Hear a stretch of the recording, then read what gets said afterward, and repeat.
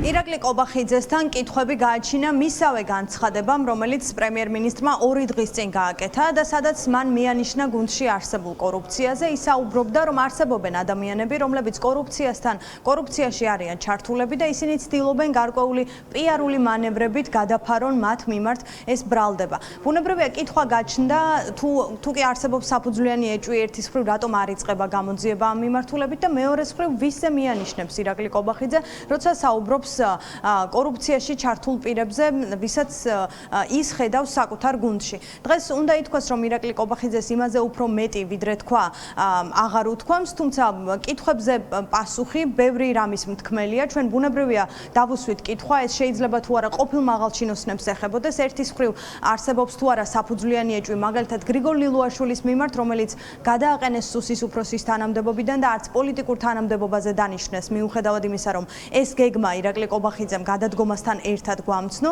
და უკავშირდება თუ არა საფუძვლიანი ეჭვები ირაკლი ღარიბაშვილს, რომლის კორუფციასთან კავშირებზე თავად პარტიის ლიდერი საუბრობდა რამდენიმე წლის წინ. ირაკლი კობახიძეს ამ ორ გვართან დაკავშირებით არაფერი უთქვამს, მას არ დაუდასტურებია მისი საფუძვლიანი ეჭვი, თუმცა არც უარ უყვია და ასე დატოვა სივრცე იმისთვის, რომ მათთან დაკავშირებით ეჭვები ისევ არსებობდეს და არსებობდეს ვარაუდი, რომ შესაძლოა გუნდში კორუფციასთან ბრძოლის სახელით დაწყებული დაპირისპირებები თუ კონკრეტული პირების მიმართ სამართლებრივი დევნა გაგრძელდეს ისე, რომ ეს ორი ყოფილი მაღალჩინოსანი იყოს ამ პროცესების სამიზნე. ერთის მხრივ ასევე არის საინტერესო, რომ ირაკლი კობახიძე, რომელიც მთელი ამ პერიოდის განმავლობაში მისი პრემიერ-მინისტრობის დროს ან პარტიის თავმჯდომარეობის დროს ამბობდა, რომ არც ერთი პირი კორუფციაში არ ჩაერთვება, ისეთი გუნდი არის ქართულ ოცნებაში. ჩანს, რომ კორუფციაში ჩართული პირები არსებობენ ქართულ ოცნებაში დღემდე და დღეს ასე სატელევიზიო განცხადებებით ირაკლი კობახიძე მათ მიანიშნებს, რომ შესაძლოა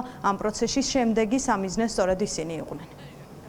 შეგიძლიათ დაგვიკონკრეტოთ, ვის გულისხმობთ თქვენი გუნდის იმ ყოფილ წევრებს შორის, რომელთა მიმართაც გაქვთ კორუფციის ეჭვები და კორუფციის ეჭვები თუ გაქვთ, მაშინ გამოძიება რატომ არ არის დაწყებული? გამოძიება უნდა დაადგინოს. მე იმიტომ არ ვსაუბრობ სახელებით და გვარებით, რომ ვიცამ უდანაშაულობის პრეზუმპციას ამ შემთხვევაში, როდესაც საუბარია კორუფციასთან დაკავშირებულ ეჭვებზე, გამოძიება უნდა დაიწყოს შესაბამისმა უწყება. მე იმედი მაქვს. რატომ არ იწყებს ამ დრომდე, ბატონო ირაკლი, როგორ სადაც იქნება საფუძვლიანი ეჭვი, იმედი მაქვს, რომ რატომ არ იწყებს ამ დრომდე, ბატონო ირაკლი? მე მაქვს საფუძვლიანი ეჭვი.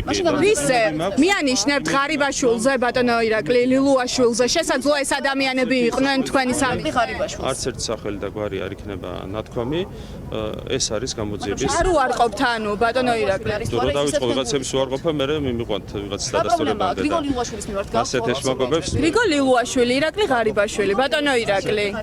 ვისთანაც არ ქონდათ კარგი ურთიერთობა პარტიაში. მე ვერ გავატარებ. არ უარყოფთ, ფაქტია, ეხლა თქვენ ძალიან კარგად უარყოფთ ხოლმე, როცა რაღაც არ გინდათ და ფაქტია, რომ ამგვარებს არ ვიღაცების უარყოფა რო დავიწყო, მე ვიღაცის არ უნდა უარყოთ ახლა რანაირად. ეგ არის მარტივი ეშმაკობა. ცალსახარის ერთი რამ, რომ თუ კი პროკურატურა დაიწყებს გამოძიებას კონკრეტული ყოფილი მაღალჩინოსნის მისამართით, ეს უკვე ჩანს, რომ იქნება პარტიის მიერ მიღებული გადაწყვეტილება, რადგან ამაზე გამოძიების დაწყებამდე უკვე მიანიშნებს ირაკლი კობახიძე პრემიერ-მინისტრი. ღონისძიებაზე, სადაც ის იმყოფებოდა, ასევე იყო კახა კალაძე. ბუნებრივია კითხვები ჰქონდა კახა კალაძესთანაც, რადგან ამ მიმართულებით კითხვებს პოლიტიკურ წრეებშიც სვამენ, განსაკუთრებით მას შემდეგ, რაც დააკავეს ეკონომიკის ყოფილი მინისტრი რომეო მიქაუტაძე. პოლიტიკურ წრეებში ამბობენ, რომ მას კახა კალაძესთან ჰქონდა კავშირები და იქნება თუ არა შემდეგი ან შესაძლოა თუ არა ის სამიზნე გახდეს. ბუნებრივია ეს კითხვა არსებობს კახა კალაძესთანაც. ჩვენ პირველები რამდენიმე მცდელობის მიუხედავად ვერ ვიღებთ ამ კონკრეტულ კითხვაზე პასუხს. კახა კალაძეს ესმის ტევე პირველი ჟურნალისტის კითხვა, თუმცა ამ კითხვას ის არ პასუხობს და ასევე საინტერესოა ერთი რამ კახა კალაძესთან დაკავშირებით. ვკითხეთ მას, იქნება თუ არა ის მერობის კანდიდატი სამომავლოდ, რადგან ჩვენ გვახსოვს, რომ ის დაბეჯითებით დაახლოებით ერთი თვის წინ პირველებს ეუბნებოდა, რომ ის იქნებოდა მერობის კანდიდატი და დაამარცხებდა ყველას. თუმცა ასეთი მკაფიო და თავდაჯერებული კალაძე უკვე აღარ არის, როცა ამ კითხვას ისმეს. მესამე ვადით კანდიდატი იქნებით, ბატონო კახა, მესამე ვადით თუ იქნებით კანდიდატი, რა მოლაპარაკებები მიდის ამ დროის? მესამე ვადით იყრით თუ არა? რა მოლაპარაკებები უნდა მიდიოდეს? იქნებით თუ არა მესამე ვადით კანდიდატი? მაგას უახლოეს დღეებში მომავალ კვირას უკვე გაიგებთ. ერთი თვის წინ ძალიან ხისტი იყავით, ამბობდით რომ იქნებოდით მერობის კანდიდატი. ახლა აღარ ხართ ასეთი კატეგორიული, რატომ? რომ გინდათ რომ ისე გიხართ, აუცილებლად ვიქნები კანდიდატი და აუცილებლად რატომაც არა, გვაინტერესებს. როგორც არის ისე გაიგებთ, ყველაფერს გაიგებთ ძალიან მალე. შეიძლება გადაიქცეთ. ბატონო, ხა კორუფციაზე გკითხავთ, რა ჩვენს მოგვისმინე. გუნდში კორუფციაზე უნდა გკითხოთ, ბატონო, ხა ვის მიანიშნებს ირაკლი კობახი? დაიწყეთ საუბარი იმაზე რომ ბატონო, ხა კორუფციაზე უნდა გკითხოთ, რა გუნდში ირაკლი კობახიძე ვის მიანიშნებს? ვნახოთ როგორ დაიწყება, როგორ გაგრძელდება ეს პროცესი. ჩანს რომ ბოლო თვეების განმავლობაში ქართული ოცნების ყოფილი წევრებიც თუ ყოფილი თანამდებობის პირებიც არიან უკვე სამართლებრივი დევნის სამიზნე.